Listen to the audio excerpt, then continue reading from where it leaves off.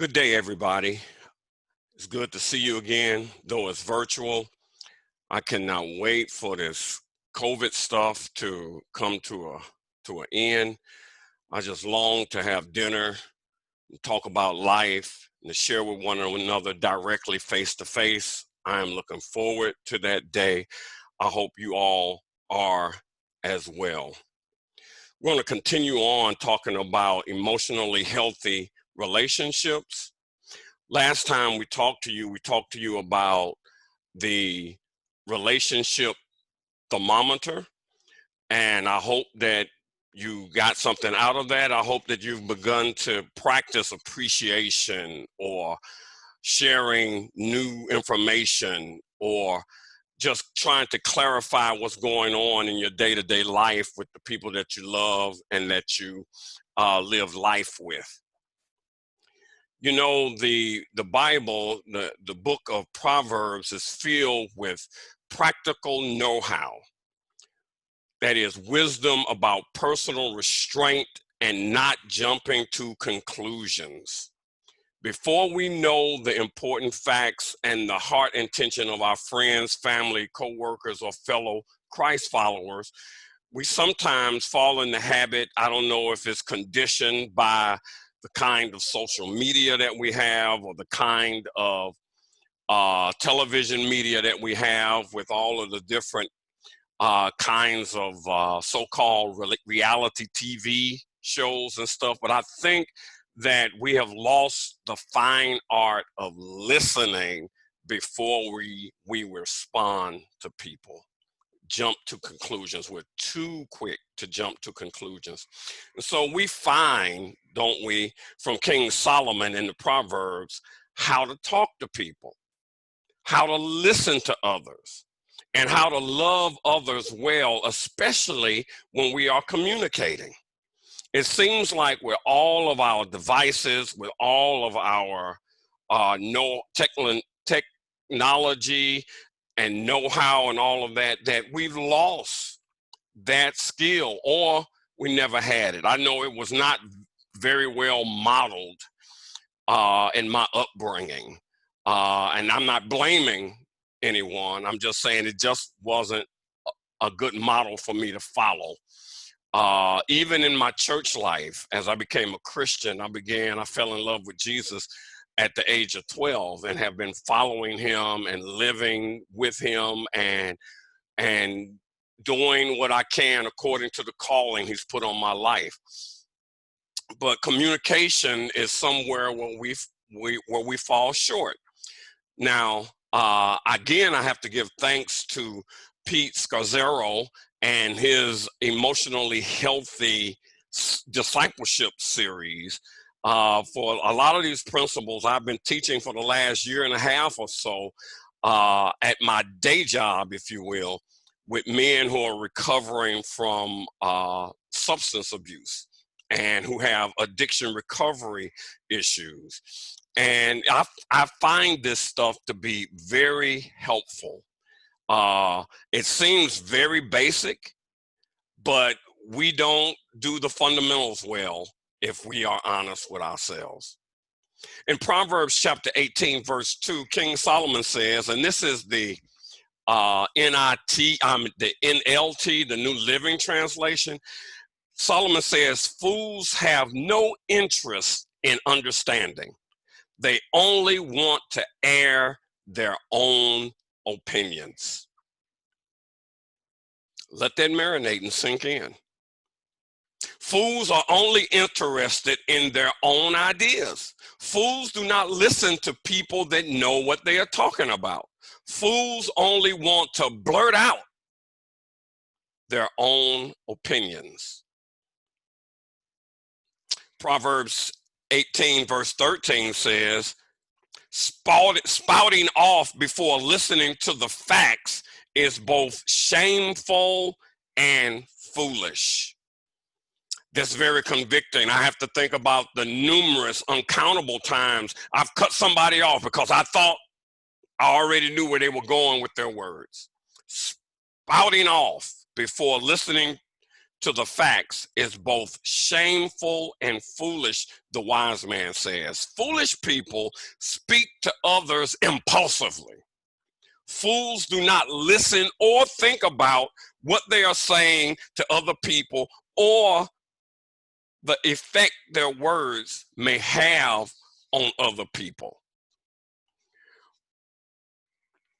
Solomon says in Proverbs 18:15, wise men and women are always learning, always listening for fresh insights.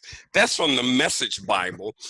Wise men and women are always learning, always listening for fresh insights. It is wise to grow in knowledge, in practical knowledge. A wise person develops an attitude to learn. This assumes that there is a wise teacher teaching and a wise learner learning through listening. Listening. Proverbs 18, verse 17, in the Message, Ben Peterson says, the first speech in a court case is always convincing until the cross-examination starts. Though this is directly aimed at the court system in Israel at the time, the principle is clear, isn't it? When there is a conflict, the wise person does not have their mind made up too fast. The wise person wants the truth about the situation first. So as not to be right at the expense of the truth. As Christ followers, we must love well. We must love well.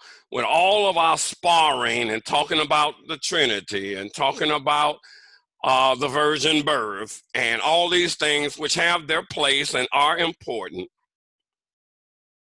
one thing that generally gets lost in all of our debates is how to better love. For it's Jesus who told us what the essentials were.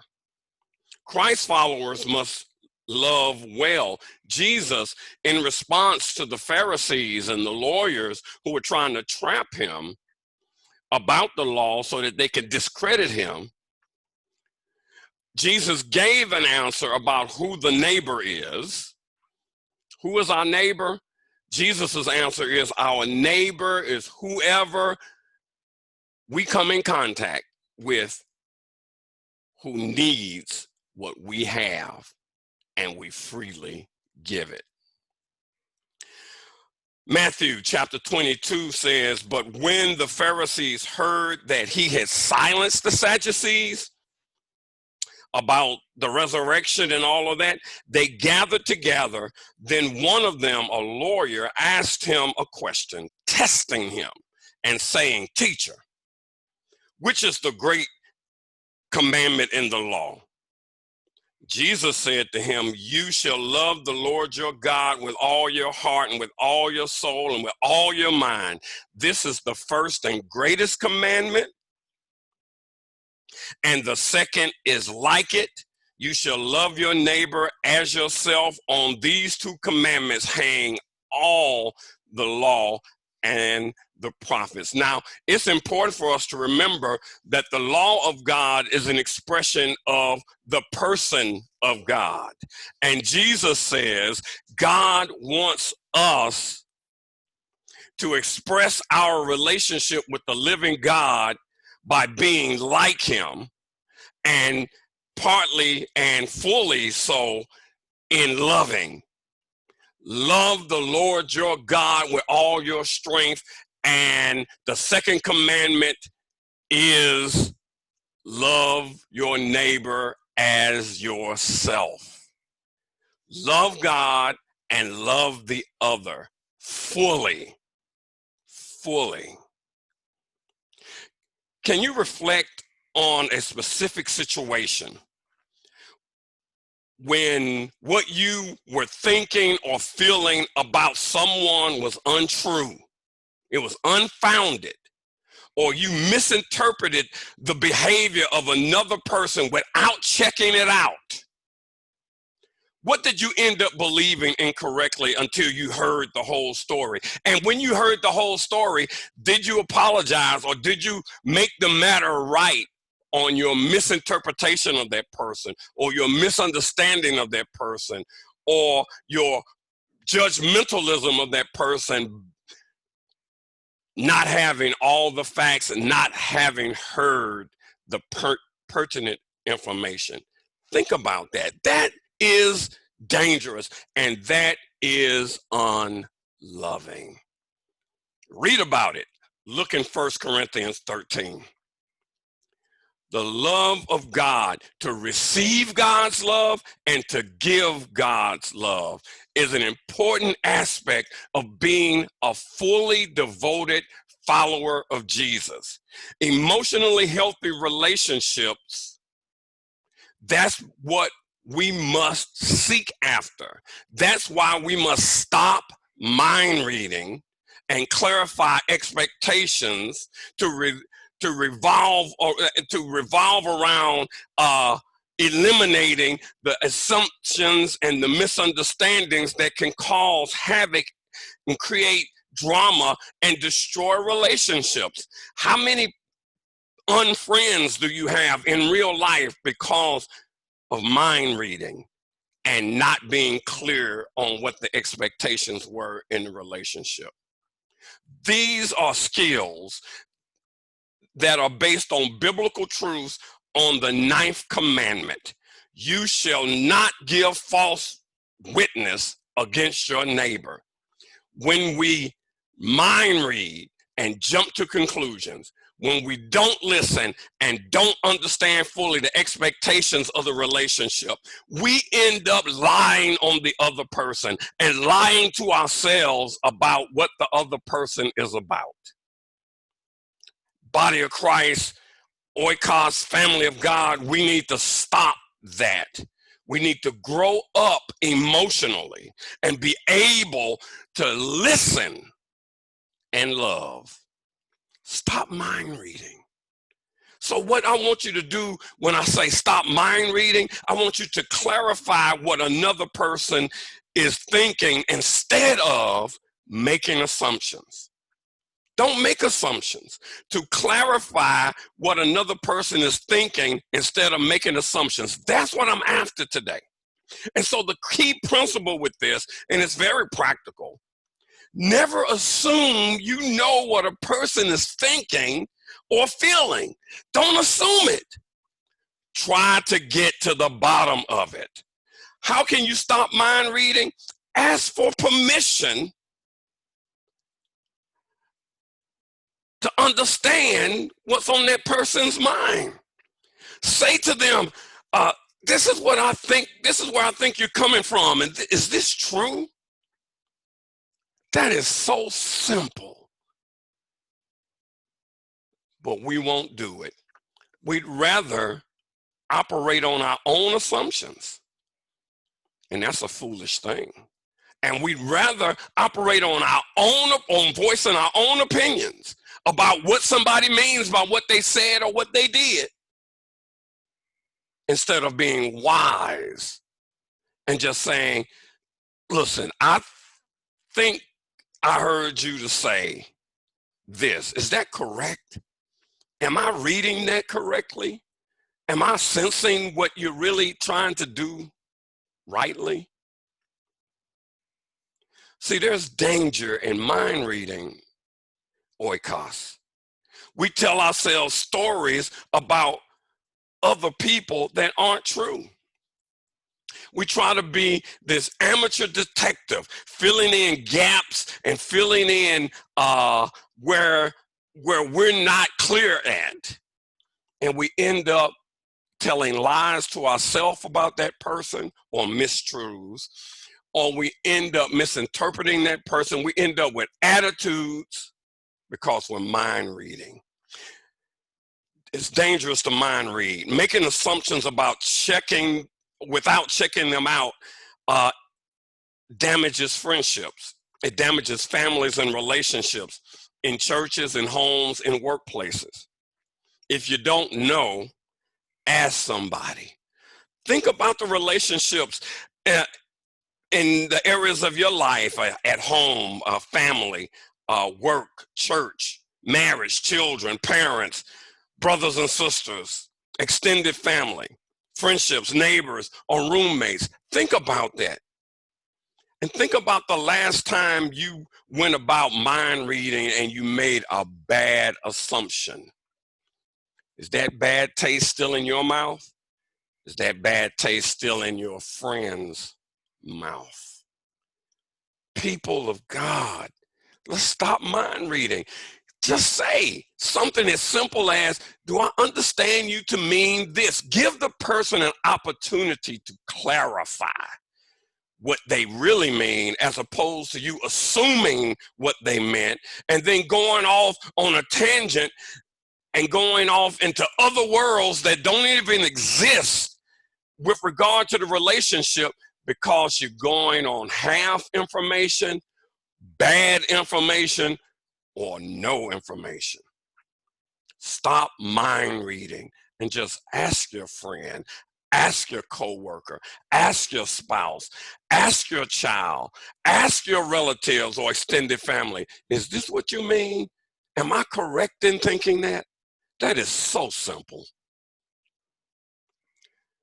Then clarify expectations. Similar to stop mind reading as a skill, clarifying expectations is about eliminating confusion, pain, and disappointment in our relationships. So what my point with this is to help you and I recognize whether certain expectations are valid or not, and to clarify our expectations with others. A lot of conflict happens because people do not clarify what they actually expect in a relationship. We just think it's common sense. They should know. If common sense was so common, more people would have it, now wouldn't they? We can't assume anything. We have to stop being emotionally lazy and get in the fight to have good relationships and mature relationships. I want us to be able to recognize whether certain expectations are valid or not, and to clarify our own expectations with other folks. Expectations come from many sources: families, cultures, TV, the internet, fairy tales, billboards, schools, etc., etc. The problem with many of our expectations is that they are unconscious. We have expectations of others that we don't even know we have. We often don't know we have the expectation until what? Until we are disappointed. And as soon as someone disappoints us, we should ask the question, what did I really want from them? And did I communicate that? Another problem with many of our expectations is that they're unrealistic. We ourselves couldn't answer the demand of the expectation that we have on someone else, but yet we expect them to live up to it. We have expectations that are simply unreasonable. Some of our expectations are unspoken. That's another problem, unspoken expectations.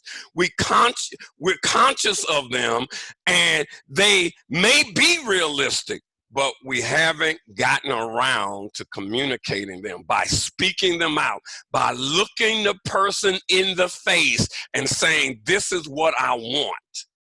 This is what I expect. And then this is probably where the rub is with the problem with many of our expectations, and that is that we have expectations that are unagreed upon. We have expectations of others that they did not agree to. We may have been conscious of them. They may have been realistic, and we may have communicated, verbalized them. But the other person never said they were okay with that. And so we try to impose unagreed upon expectations and end up hurting a lot of people. Confusion around expectations exists in our homes and families, don't they? They exist in our homes, our families, our churches, our workplaces, even our churches. So the $1,000,000 question then, or we're beyond that. I feel like a little bit like Austin Powers when Dr. Evil asked for $1,000,000 ransom to not blow up the world, and the president and his cabinet laughed at them because at him because no one had ever heard of $1,000,000, and then the thing just fell apart. His wanting to blow the world up. What expectation do you have a right to have, and what expectations do we not have a right to have? In other words, what is a valid expectation and what is an invalid expectation? Sometimes we don't even have an expectation until we become angry or disappointed. What makes an expectation valid? What are valid expectations? A valid expectation is conscious. I am aware of my expectations. I know what I want in this situation or that circumstance or in this relationship. My expectations, a valid expectation is realistic. This means there is evidence to support that the expectation is reasonable. Either it has been done in the past, or the person has the capacity or willingness to do it. That's what makes it realistic. It's something they can actually do. A third validation for expectations is it needs to be spoken. I have expressed the expectation clearly, not beating around the bush to avoid conflict. You're gonna have a bigger conflict if you end up with an unconscious, unrealistic, unspoken, unagreed upon expectation blowing up in everybody's face. So it's best to just express it, so that it can start a conversation that can result in some compromises and working together so that everybody can be happy. And a valid expectation is agreed upon. The other person has agreed to the expectation by saying, yes, okay, that's something we can do. That's something that I will honor. That's something that I will incorporate in my lifestyle, so that you won't be hurt.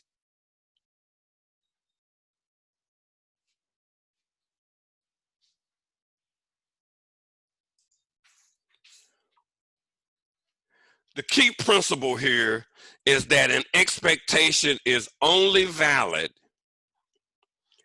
when it is mutually agreed upon. The expectations to this key principle are expectations, or the exception rather, of these key principles is between parent and child, with stuff like expected chores, expected curfews, employee-employer contracts, marriage vows of faithfulness, and things like that. Those things are not negotiable. Those things are not the kinds of things that should be have special expectations set upon them. Expectations are only valid when they have mutually been agreed upon. So as I close in this teaching, many issues are resolved by simply clarifying expectations around them. Others require negotiation, and we'll talk about that a little later, maybe in about 5 more of these sessions, where we'll talk about fighting cleanly, or the clean fighting skill, where we learn how to negotiate, we learn how to compromise, we learn how to table something without going around with a nasty attitude, because we're all emotionally healthy and spiritually mature, right? So 3 common questions. What do I do when someone cannot meet my expectation? What would you do? What must be done if you're going to love God and love the other? And what do I do if I have an agreed upon expectation with somebody and they don't do it? How did we negotiate that? That goes under the category of fighting cleanly. We're going to fight. We're going to have disagreements in our relationships, in all of our relationships. It's not that we don't have disagreements and conflicts. It is how we deal with it. And thirdly, what do I do if God doesn't meet my expectations? And that's a big deal nowadays and in our culture. So what I want you to do is learn how to stop mind reading.